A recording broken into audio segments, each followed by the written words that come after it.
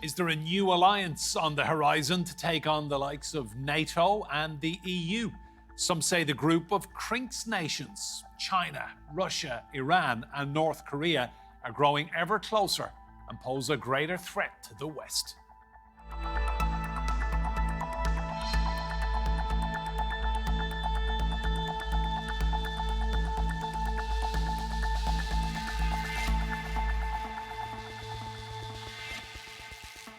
Hello and welcome to Roundtable. I'm Enda Brady. Now, Xi Jinping has called for China to lead reform of the global governance system.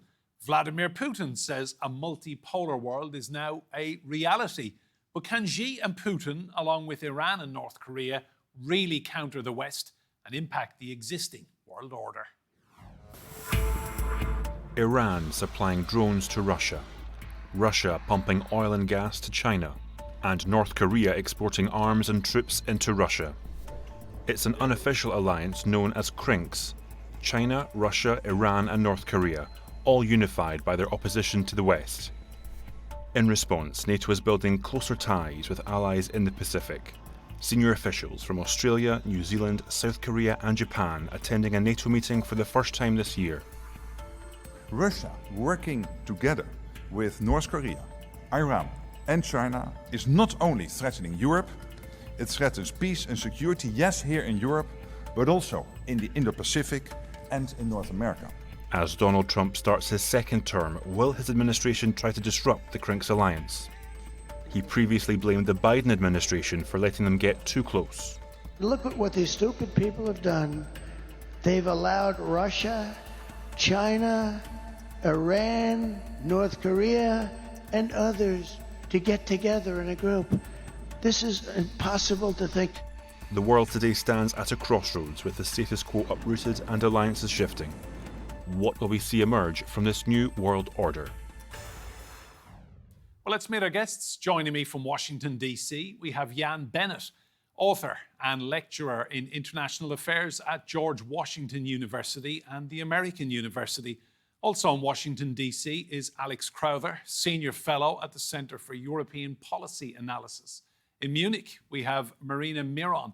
She is War Studies Researcher at King's College London. And I'm delighted to say here with me in the studio, John Everard is former UK Ambassador to North Korea. You're all very welcome to this roundtable. John, I'll start with you. I've heard this described as an axis of upheaval. Yes. Is that a good description? In a sense, it is. The upheaval bit is certainly right. These are four nations who would like to see the world a different place from the way it is. Whether it's an axis or not is a much more difficult question. It looks much more like a series of transactional bilateral relationships that don't actually cohere into much of a group. And just tell me, the key word is upheaval. I'd go for upheaval. I'd hesitate over axis. Jan, give us your impression of CRINKs. How they've come together and who's in this, who's getting what out of this? Okay, so I agree with John that these are dyadic relationships. It's a grouping of dyadic relationships. There's China, Russia, North Korea, China, Iran, as well as Iran and Russia. So what are they getting out of this? It's competition with the United States and opposing American hegemony or supremacy on the world stage is a very powerful convening force. And also, too, these nations are individually seeking national interests. For China, for example, they're seeking to compete with the United States and also to become a regional power in Asia. Russia, it's war in Ukraine, and North Korea and Iran, they're seeking nuclear weapons.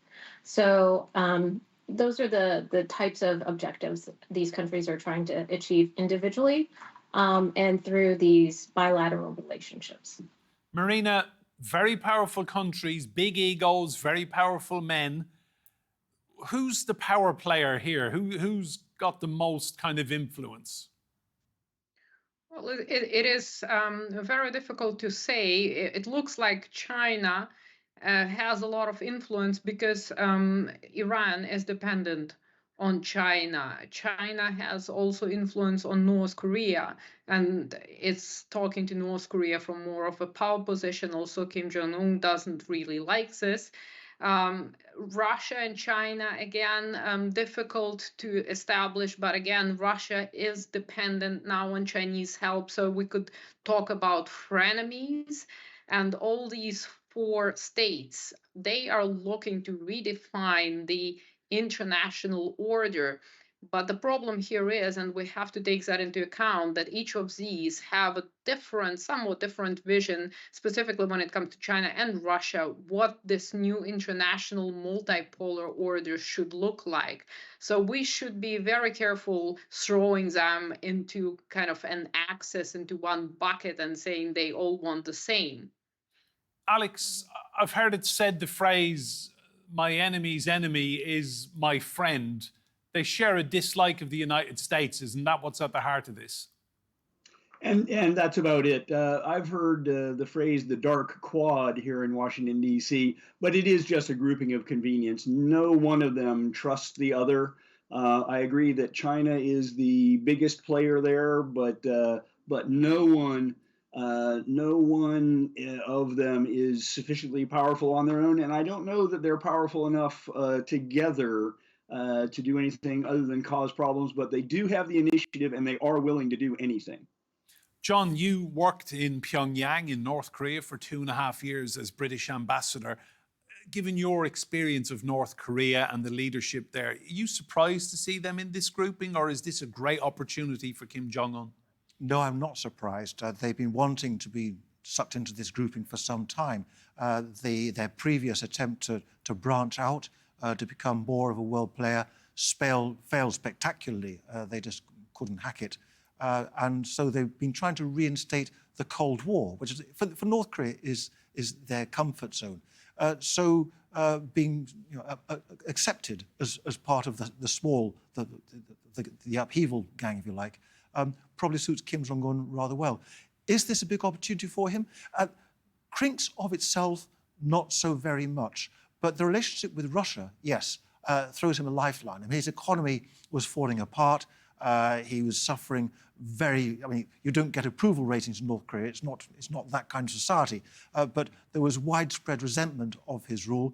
And all of a sudden, the Russians come over the horizon, and in exchange for piles and piles of moldy, poor quality North Korean munitions, they're prepared to hand over oil and grain. Kim Jong-un probably can't believe his luck. And he has handed over soldiers as well, reportedly, going to Ukraine. That's right, he has. We still don't know whether he's done so because he hopes for more from Russia or because he was desperate. It's quite possible that what's happened is that he's committed to supplying certain amounts of munitions at a certain quality and simply can't meet his targets. So he's gone to Putin and said, look, I can't give you the shells. Would he take soldiers instead? Wow. Jan, to you, I've heard it said that this is a union of desperation. You know, Russia has overextended itself with its war on the Ukraine, and it's lacking in munitions as well as other armaments. So it's reaching out to the allies that it can, such as Iran, as well as China and North Korea, to supply what it needs. What I would also add is that Russia is an agent of chaos, and I would contend that it's among one of the bigger players in this grouping. What it's doing in Africa, for example, with disinformation and with the Wagner Group's activities, it seriously disrupts geopolitics in Africa, which affects globally peace and security. So, Marina, some people will be wondering how this all came about, CRINKs, but ultimately it was Putin's war in Ukraine, wasn't it, that kind of sharpened the focus and led to this rather loose pact developing? Well, we have to go back in history a little bit in order to understand the relationships. And I think, yes, the war in Ukraine has precipitated some of these processes. But if we remind ourselves, even Imperial Russia was involved in Iran. So was Great Britain.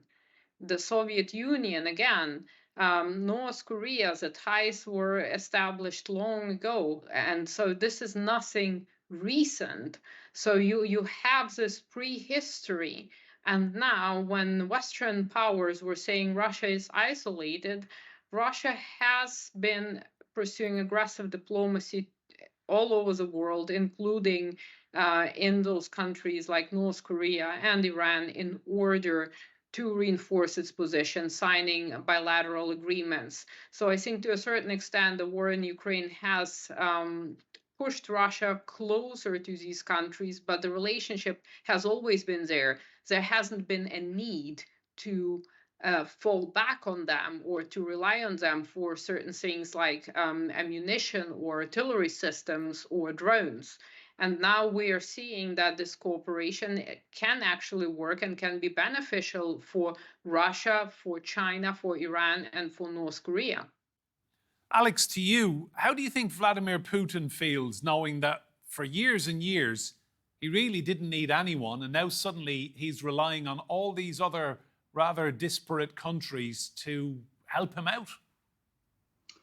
Vladimir Putin is very worried about this whole thing. The sanctions are having a major impact on his economy, although it hasn't buckled yet.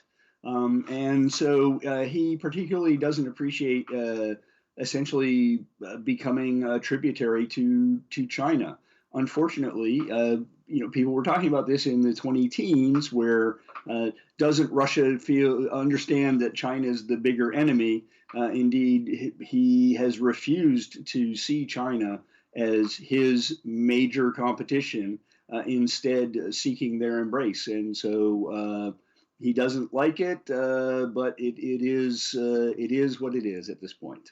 And Alex, how do you think he feels about being he won't say it publicly, but a lesser partner? I mean, China has everything. China has the money, the power, the influence. Xi Jinping can do anything he wants. He absolutely hates that. And as Marina was referring to history, in the past, Stalin was the senior partner and Mao was the junior partner, and the Russians really liked that, and the Chinese didn't really appreciate it too much. Now that the roles have reversed, Xi Jinping is doing everything that he can to subordinate Russia to him, because they have a strategic goal, a short-term strategic goal of regaining control of the Amur River basin, which the Russians took away in the 1860s. And if you want to be really honest, their long-term strategic goal is probably control of Russian resources east of the Urals. And John, for Kim Jong-un, a man who was wanted influence or to big himself up on the world stage, for want of a better phrase, for a long time, this is just perfect. Well, yes, up to a point. I mean, he can bring himself up on a much smaller stage. He's taken seriously by Russia. I mean, that's quite a turnaround. Remember that in the old Soviet Union, North Korean magazines used to circulate as a joke, so people would laugh at these things. Now Putin smiles, maybe a Richter smile, but it's a smile, and shakes his hand. It's not much of an access to the global stage more widely. I mean, he shunned the United States. He's virtually burnt his relations with South Korea.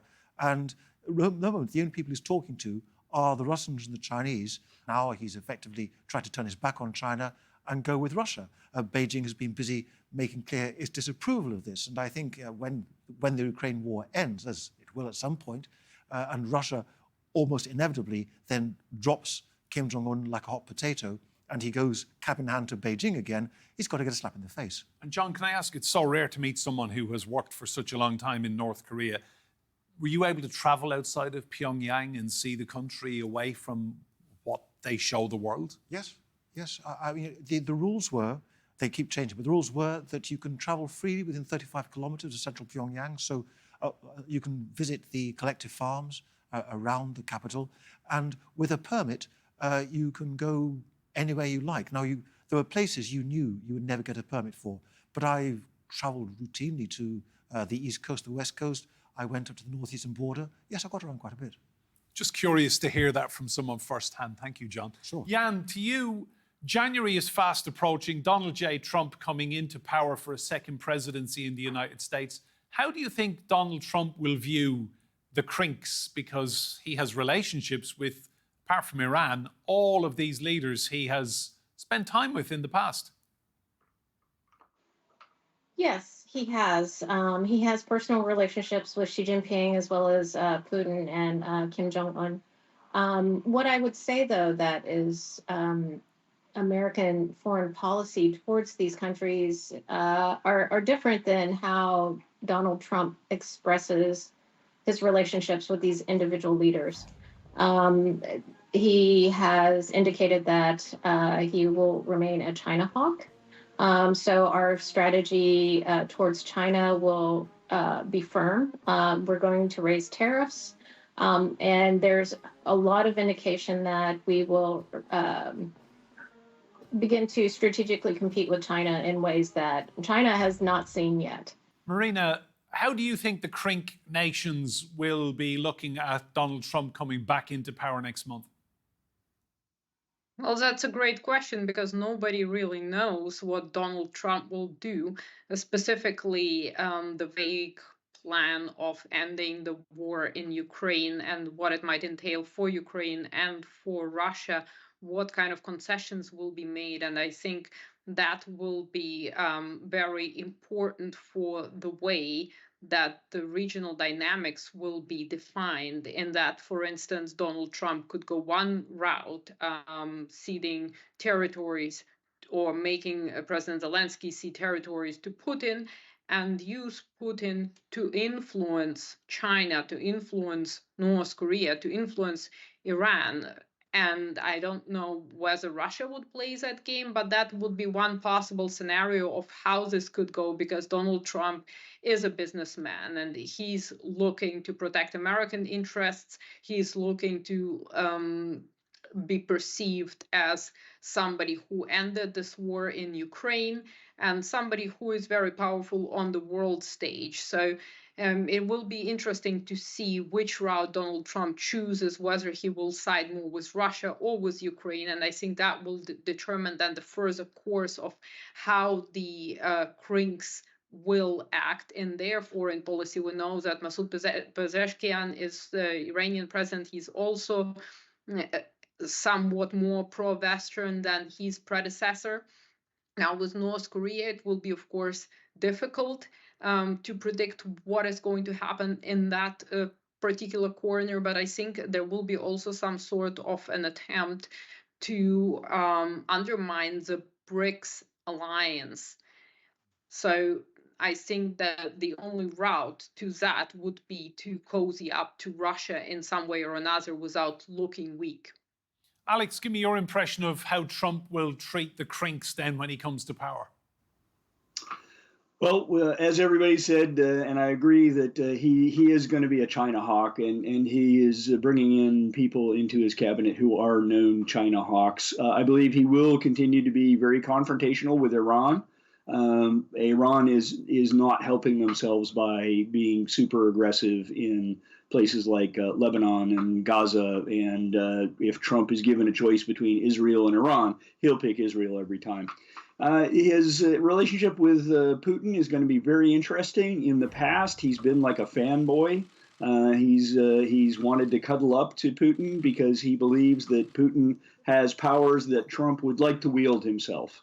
But the power dynamic has changed significantly. Putin is weaker than he was during Trump 1, and Trump is stronger, having won both the Electoral College and the popular vote, and he has control of both. His party has control of both houses in the Congress. And so that power dynamic change, some people believe, will lead him to play hardball with Putin. And vis-a-vis North Korea, I think he would like to rekindle his relationship with Kim Jong-un, but I don't think Kim Jong-un is in a mood to do that now.